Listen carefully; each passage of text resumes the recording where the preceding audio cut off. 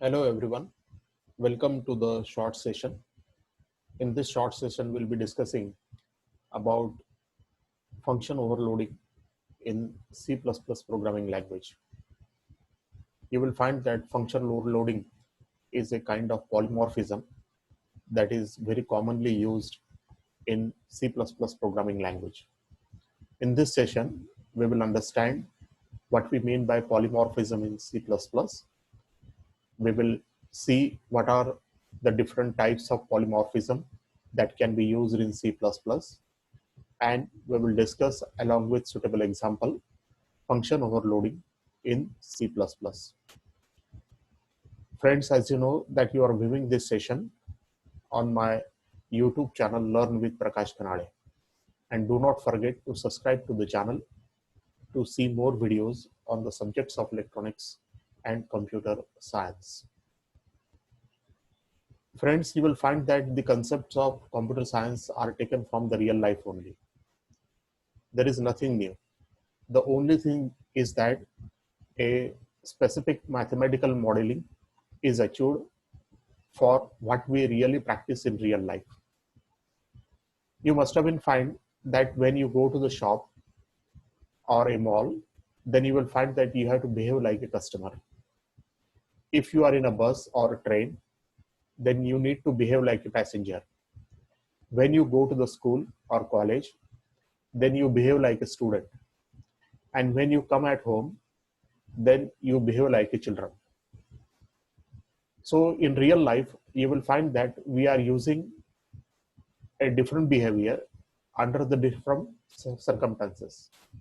And when we have such different forms in the real life, based upon the circumstances or based upon the situation, then you can say that it is just nothing but a real life polymorphism. In real life, we need to behave differently under different circumstances. Say for example, when I am in a class, I have to behave like a teacher. When I come back to the home, then I have to behave like a parent with my children. So everybody will behave differently under the different situations. The word polymorphism. In the word polymorphism, poly that will stand for many, and morphism stands for forms. That is, polymorphism means many forms. In C++ programming language, there are two types of polymorphisms that are commonly used.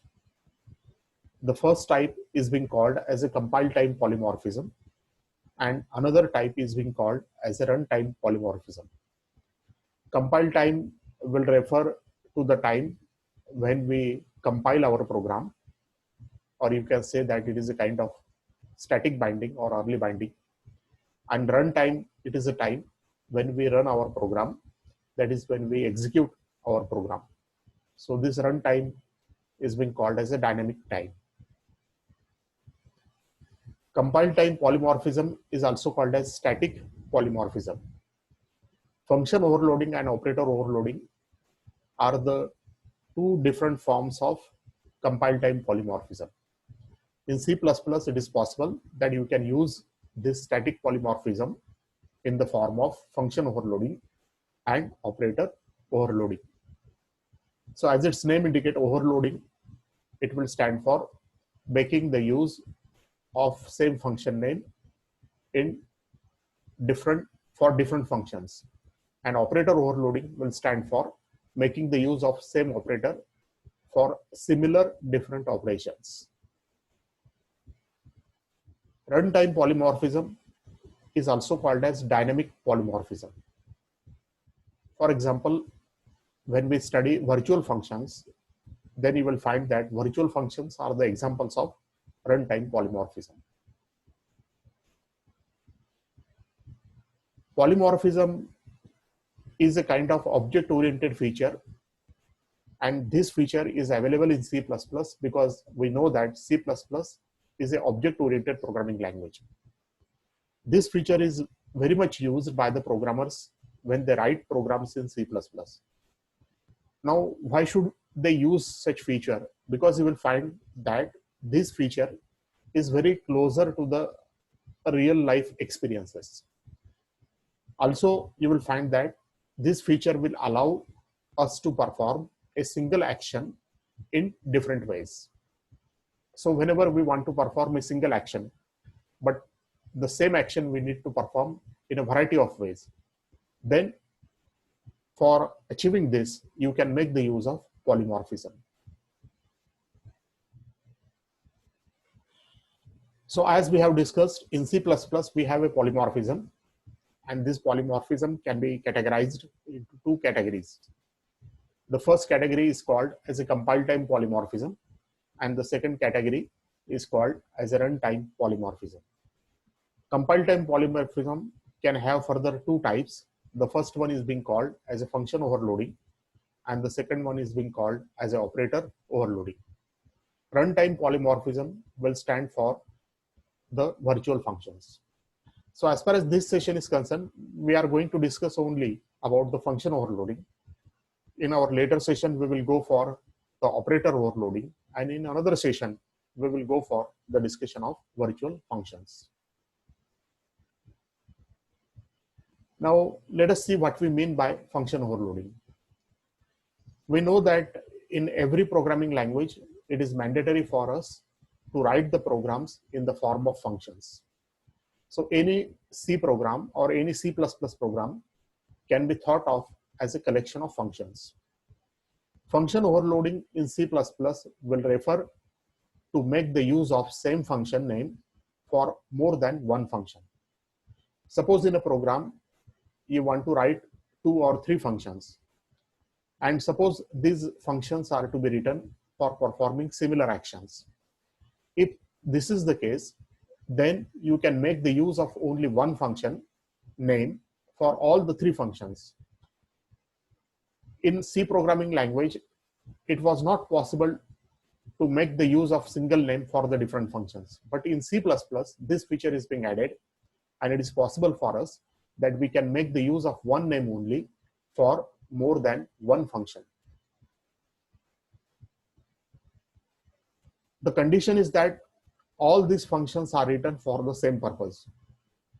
Their purpose of writing the function should not differ from each other. And only in such a situation, you are permitted to make the use of the same name for more than one function. Say, for example, you want to determine absolute value of integer number, float number, and double number. Now you know that integer data type is different from the float data type, and the float data type is different from the double data type. And therefore, as far as any programming language is concerned, you will find that the integer number is different from float, and the float number is different from double.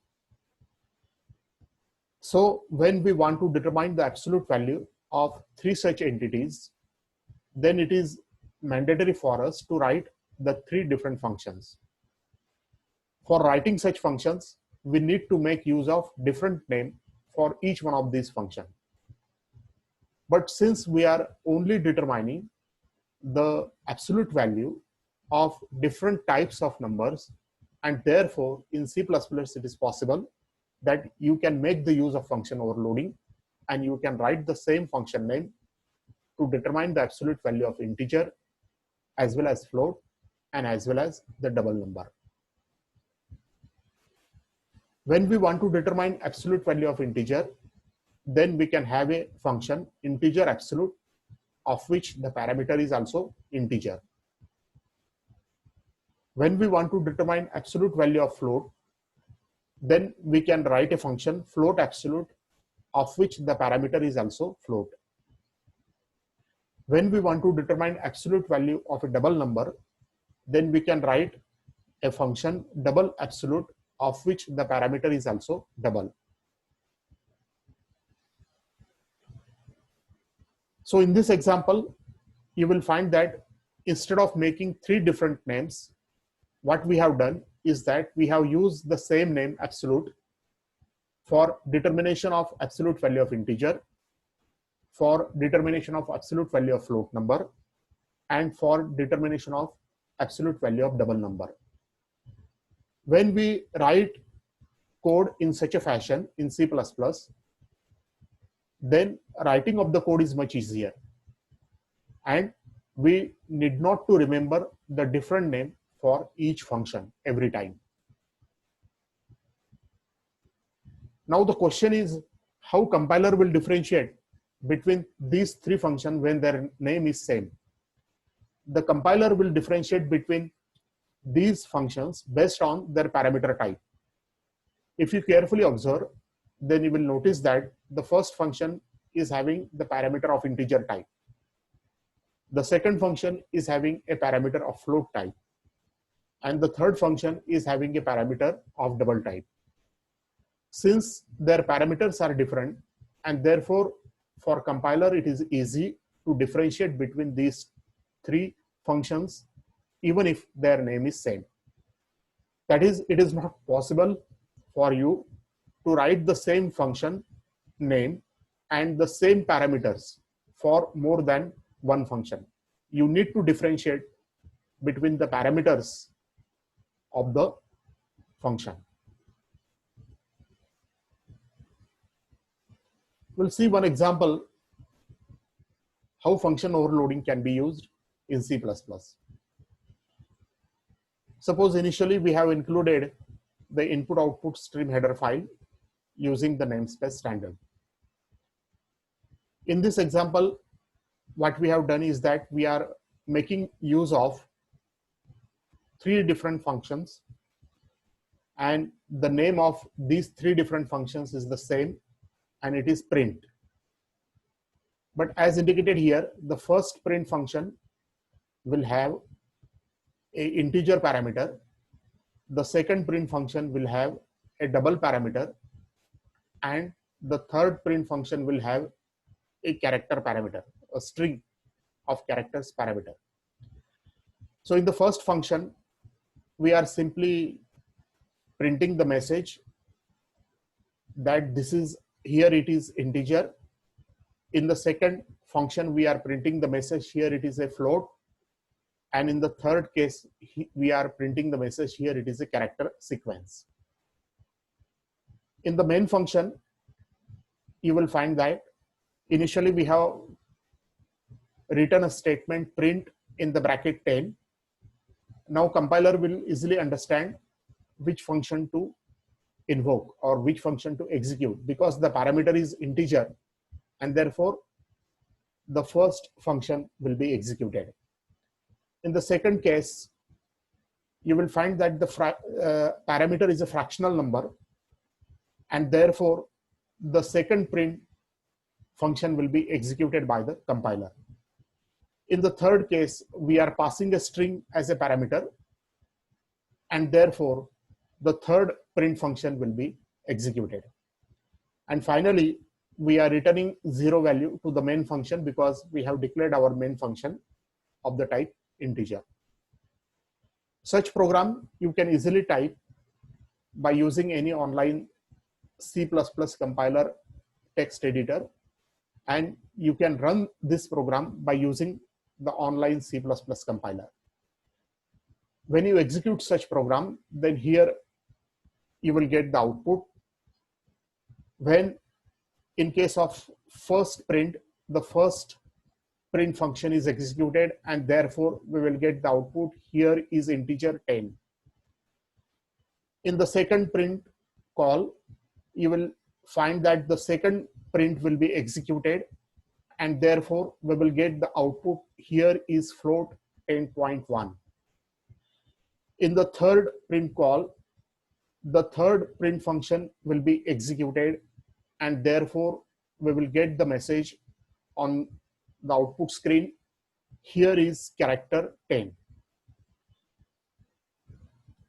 Thank you friends for viewing the session. Hopefully you have understood what we mean by function overloading. Later on, we will go for the discussion of operator overloading, and we will see how one operator symbol can be overloaded in C++ programming language. Thank you for viewing the session. Thank you all.